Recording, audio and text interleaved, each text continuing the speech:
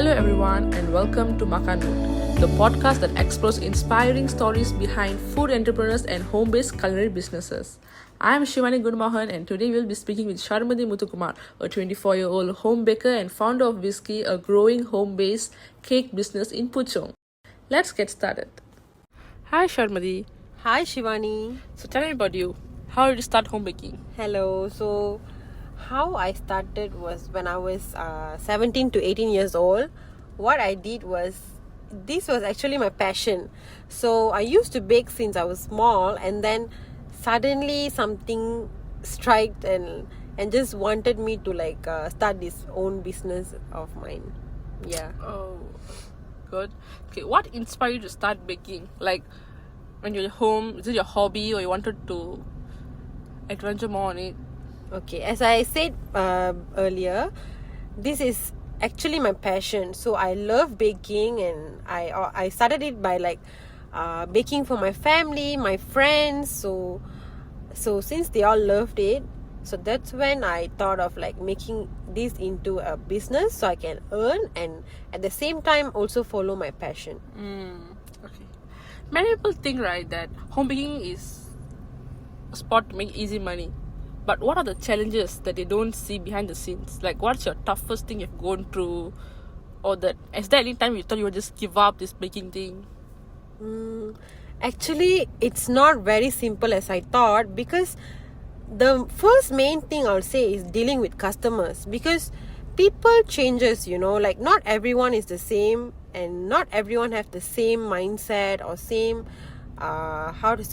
their same behavior. Everyone have their own different preferences. So one person will ask for this type and another will be totally different. So it's about baking, not only baking but also decorating the cakes. So for example, some people like certain design, some people want complex design. So it varies and based on people's preferences. So for me, basically, I still actually at this moment I still struggle to cope up with that, because everyone's preference changes day by day on daily basis. So that's one of the challenging part in this business for now lah. Otherwise, everything is good. Okay, good. Okay, what about the price? Because everything has been rising now. The ingredients like butter, eggs, chocolate and flour. Has it affect your business or any clients complaining, or why is the price so high lah, this, that, like that? Personally, I would say yes, sometimes I've never actually have any customer saying that your cakes are expensive, because first of all, I will never overcharge them, and I also don't think so I undercharge as well, because as I mentioned earlier, before going into a business, you really have to put your 100% efforts on finding the right path, the right way to actually join, by actually calculating the ingredient cost. You have to really think of buying it in a bundle, so that you can actually save a lot more weight, than instead of buying one by one, the cost is going to be totally different. So I've never actually overcharged or undercharged. So for now, I've never received any messages from the customers saying that it's high, it's too expensive. No such thing as that lah for now. So I feel for me, I usually buy in bundles, so I don't go through loss as well. Okay, that's good. So what has been the biggest challenge you have faced like a home baker? For an example, right, you're supposed to deliver something on time. At that time, you're not able to deliver it due to the transportation, no electricity, or you flop any items on that, something like that. So how do you fix things? Oh my god, it's such a bad experience. Actually, I've faced issues with transportation actually, because as I do not have my own car, so what I do is I book Lalamove, and I use Grab food delivery as well. So sometimes the riders, it's totally, we won't always get riders on time, sometimes they will delay, sometimes the riders will cancel. So I always struggle with this issue. So that's when I learned, okay, instead of depending on anyone else, like a rider, like on apps like this, what I did was I started paying my own brother. So I just told him to, like, anytime I have any type of orders, I'll just tell him, okay, tomorrow there's a delivery at this house, so I'll just stand by him.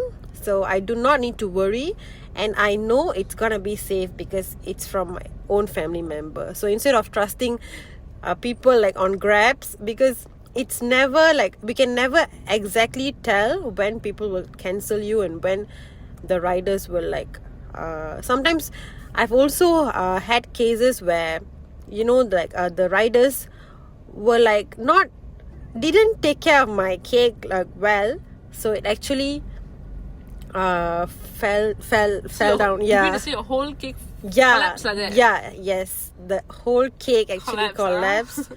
So, but then thank God that customer was very kind, and he was like, it's okay, no worries, never mind, I understand, it's not your fault. So thank God to have customers like this, but still I always aim to give the best for my customers. My next question would be like more serious based, like, do you think home-based business receive enough support and recognition in Malaysia? What's your call on it? I feel like a lot of people are doing it nowadays, and I feel like people are preferring this as well because it is more healthier compared to store-bought cakes. I feel like if it's home-based, even though it's more expensive compared to the store-bought, but at least it's like it's made freshly for you guys. So for example, if you want to order something from me, I will immediately bake freshly for you. I will not have it in my fridge for like so many months. And then I'm not just like the store-bought things. They actually had lots of preservatives to not be spoiled, So as a home baker, we do not do that. We actually give everything freshly, like it's good for your health as well. So I feel like it is a very, very good choice, and I feel like it's evolving in this country. Yes. Okay, before we close up, I would like to ask you that if you could change one thing, right, about the baking industry or small business environment in Malaysia, what would it be?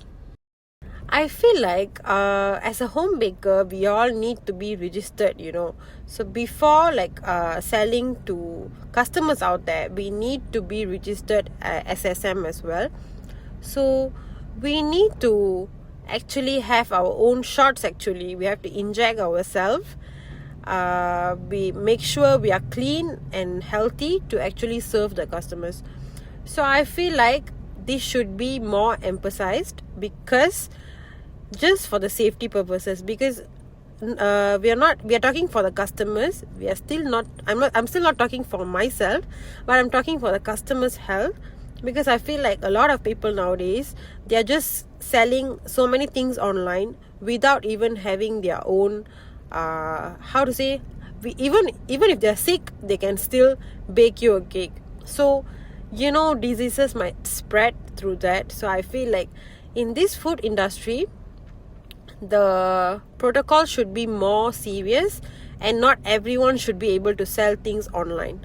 So they should take more better action based on this. Thank you, Sharmadi. Thanks for sharing your opinion on this case. Thank you so much, Shivani. Thank you so much for having me here. I really hope this helps a lot of people out there, and I feel like keep supporting more home bakers. And I know they can be a bit expensive, more than store-bought, and very quickly you can get everything in store-bought, but then always think about your health, guys. So please support home bakers. They are striving to give you the best experience. Thank you. Thank you. I think your opinion really matters. That brings us to the end of this episode. We would like to thank Sharamani Muthukumar for sharing her journey as a home baker and as an entrepreneur. Her story reminds us of the passion, the perseverance, and the continuous learning that can help transform a hobby into a meaningful business. Thank you for listening to Makan Food. I'm your Shirwani Gurumohan, and we will see you in the next episode. Thank you. Take care. Bye-bye.